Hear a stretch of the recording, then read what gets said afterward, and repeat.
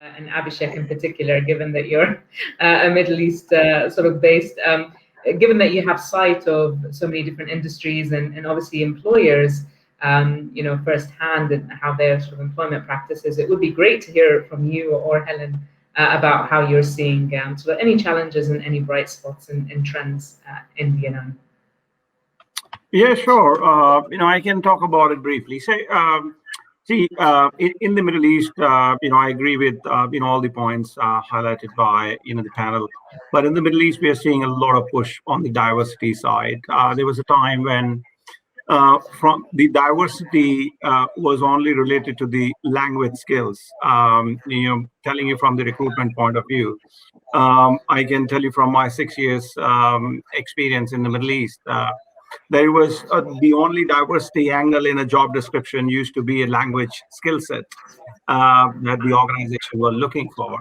But today, to give you an example of Saudi Aramco Pension Fund, so Saudi Aramco Pension Fund primarily always have been dominated by the male employees in the organization. But ever since Sheer Al-Rawili has joined right at the top as the CEO, in their last, so some of us will understand this, that in Saudi Arabia, any organization looking to hire expats needs to apply for the visas.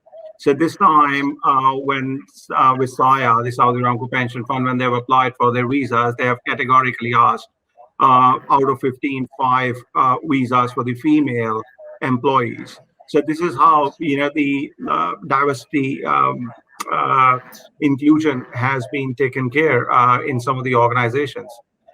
So it's very clear now that out of those 15 individuals that they want to hire in a span of 10 to 15 months, 5 has to be female candidates, and that's a directive given to us as well as we go out and look for candidates for them. Similarly, in various different organizations, be it in the pension funds, local banks here in the region, international banks, asset management. Zainab, you are a great example of that. A role which has always been dominated by mostly males, the asset management, private equity sales.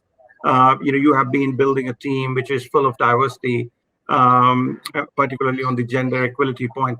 So yeah, that's from my side. Helen, if you have a point. Yeah, I think we see a general push across all the regions where we work, which are all the main kind of financial centres that you'd expect. There are some variations in different regions, but I think we see a lot of organisations feeling that they've done a fair bit on gender.